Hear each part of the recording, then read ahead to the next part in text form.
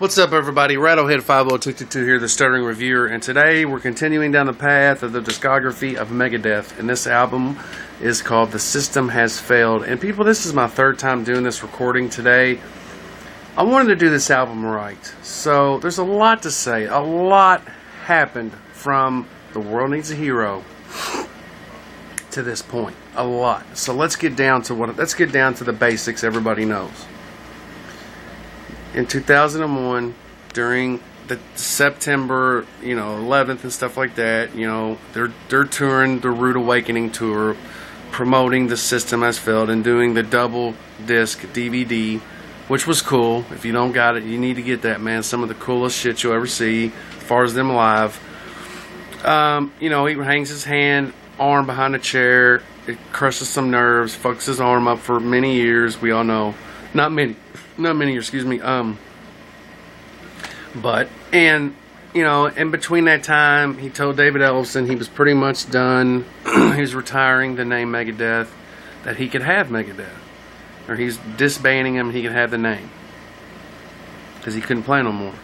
So David Ellefson says, okay, runs off. He gets his arm back.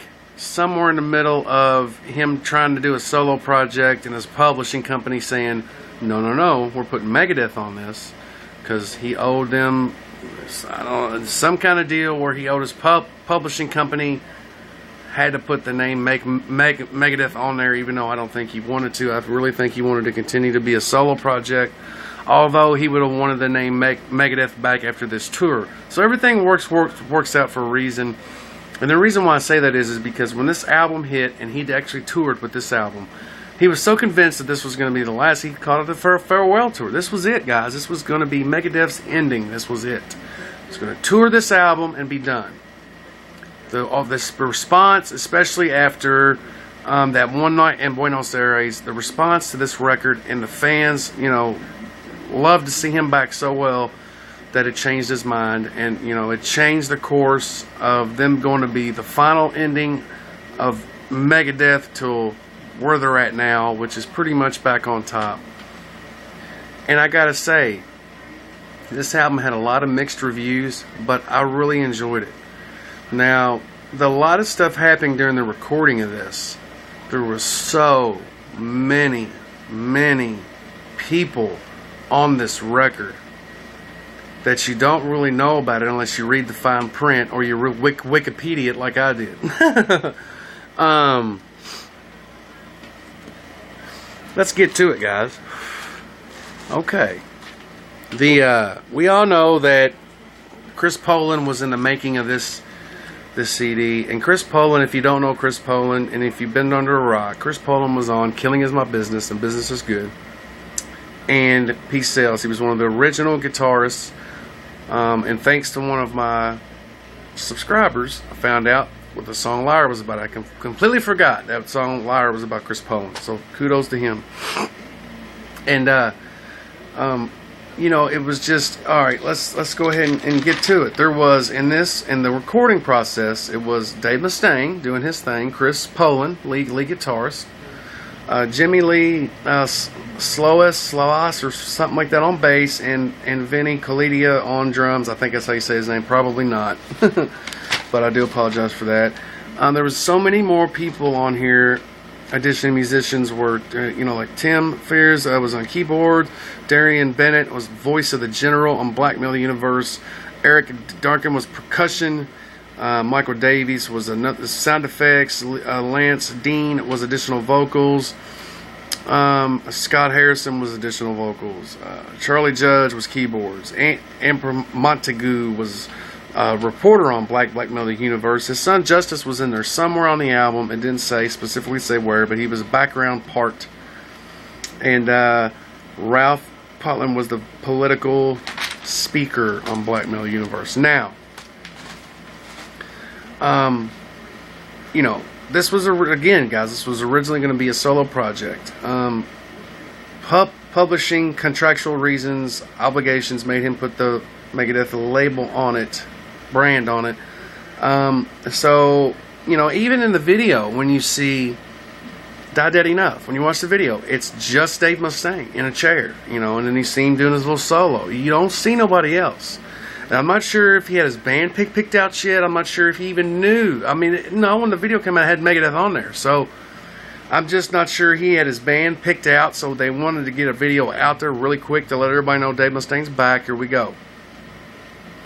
And a fun, quick fact about that song is that I didn't know is Die Dead Enough was supposed to be on the movie Saw. Nobody knows why it did not end up on the movie. We don't know why. I don't know why, but it was supposed to be, which is pretty cool. I wish it would have, because I don't know. I'm not sure why it wasn't. And another fun fact is, you know, he was so committed to it being a solo project and to working at his own pace that he was only doing it 3 hours a night, 4 days a week. So that's how committed he was to pretty much just putting music on a back burner, going ahead and wanting to say, okay, we're going to make this album, we're going to do a tour, but I'm done. You know, he was so tired of the lineup changes, the stuff that happened with David Ellefson, that it pretty much almost turned him off for music, guys. And I'm so glad the fans got behind him and made him come back. Now, this album was released September 14th of 2004. The main producer on this album was Dave Mustaine, which for the next few albums, he pretty much has the say-so in the albums, you know, as far as creative-wise. And Jeff Balding was on here also. I think he was just mainly as a mixture. It was on the last record to be on Sanctuary Records, the second and last. You know, and if you don't know, just like last week, man, was the anniversary of Dave Mustaine and Dave Ellefson meeting, but the flower pot dropping on his air conditioner and shit like that. Pretty cool. Thought I'd throw that in there. This album was the first album to not have David Ellefson on there. He actually called him back to be on this album, and I'm not sure if that was after the Supreme Court thing where they went to court and they fought, and he tried to sue Mustaine and all that. I'm not sure if that happened after or before. I'm not sure, so don't quote me on any of that. I'm just saying he did try to call him back, and David Ellefson was like, no, because he wasn't trying to pay him what he paid him before all that happened, before he left the band. So he was like, nope, it ain't happening. Well, he needed a band to tour this album, so he got Nick Menza back for about 30 minutes, and Glenn Drover, James McDonough, and Nick Menza. They obviously clashed heads. A couple things happened that's not really worth mentioning, but Dave fired Nick Menza, and he was replaced by the now drummer Sean Drover. He's been with him ever since, which it's almost been 10 years, guys. Sean Drover's been the fucking drummer for this band, so pretty cool. Again, okay, let's get down to the artwork, guys. The artwork is awesome. Anytime that you can incorporate Vic Rattlehead as a non-fictional character is pretty fucking cool. One of my subscribers told me that if I didn't know that Vic was actually busting out of Dave Mustaine on The World Needs a Hero. Well, I didn't really care. I mean, it's cool that he mentioned that. I didn't kind of know that, but it was so lame of a drawing. It was just weak. I don't know, but this drawing here, man, was cool. I really loved it. And like I said, it had Vic at a podium, and it had Hillary Clinton and Bush and the then regime of America, is what I called them. Bush, Cheney, Condoleezza Rice, Donna Rumsfeld, Ashcroft, a few others. It's just really cool, man. The back of the cover, man, had a big fucking plume, a big mushroom cloud explosion. It had Vic as the actual explosion. Really fucking cool artwork, man. All around, really good. Let's get to the tracks, man. Really fucking cool tracks on here, man. Blackmail the Universe. Let's get down to it. Now, live, they backed out on playing this as much, but I really think that's bad because they have so much material, though, guys. I can't play them all, but when they used to play this song, and there's an actual YouTube video here, man. Look it up. I'm not just somewhere down in Argentina, somewhere or South America, and it's a live video, and they do blackmail the universe, and they do it so fucking good, man. And then it leads into the lungs of hell. Fucking cool, man. Really, really good, man. And they used to do that. I used to see them, you know, when back then, up until about '08, they did that, and I just loved it, man. I thought it was really fucking cool. Really strong song too, man. Really politically charged. Fast, heavy. It had everything you wanted, man. And it sounded like something come off a Countdown to Extinction. It sounded just like it. This is the closest album-wise.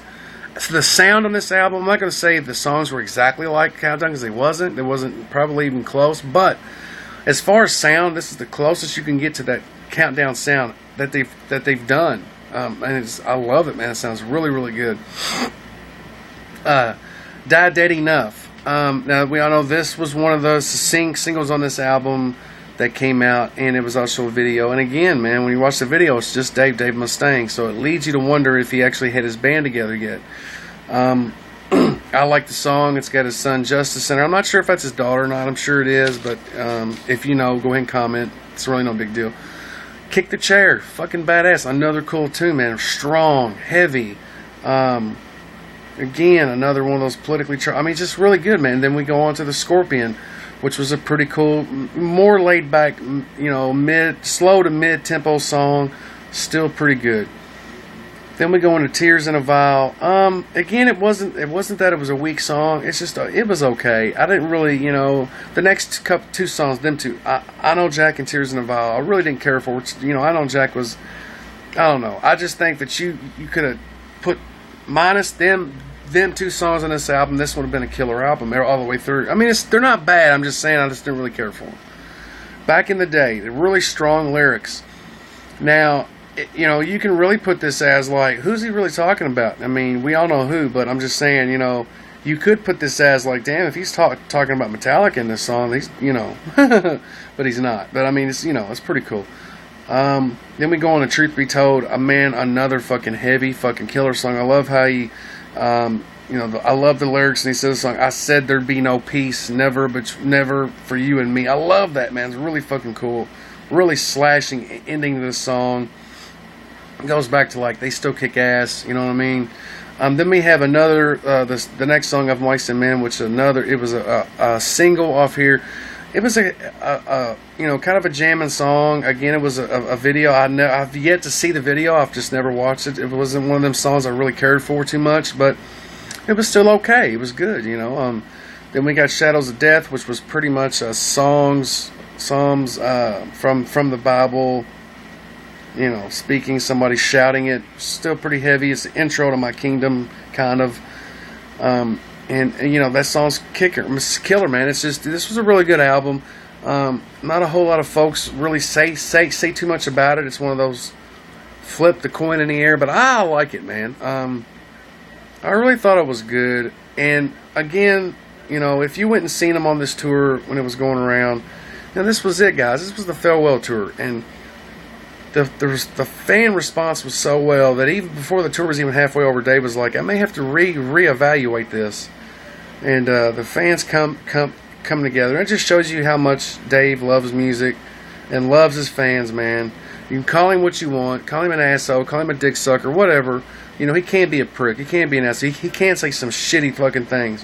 But the bottom line is, guys, he's a really good fucking musician. He loves his fans, and he does this because he loves music, period. And that goes to show you, okay, he's not that's why he's never been on the sellout ring. Even though he's made two shitty albums, lighter albums, they weren't really shitty, but he's made two albums kind of close to load. It was because the man, you know, he tried to do it to make money, but he still was doing it just, you know, because the love of the music, guys. And kudos to Dave Mustaine for that, man. Thank God he come back out with this album, because we all know it ends up, we have 4 more records after this, and he's still going. And they're just now at the peak, man. Hell, we're probably going to get at least two more records. You know, I would hope at least one more. He's got his own record label now, guys, so a lot of stuff could happen. So, you know, this record was pivotal. I mean, it just, you know, it was one of those, it could have been the end of Megadeth, you know, but it wasn't. I mean, it was really fucking cool. I really respect this album. I'm going to go ahead and give this album an 8. You know, it was, if you've never heard it, give it a chance, man. Really cool tracks. And for that, guys, I'm out of here. You can follow me on Twitter at Rattlehead50222. Tom Majors, I follow everybody back. You can also find me on Facebook at Metal Videos 365. Like the page. Post anything you want, guys, from a garage band to whoever. Keep it metal. Rattlehead50222, the Stuttering Viewer, out of here, guys. Everybody have a fucking thrashing evening.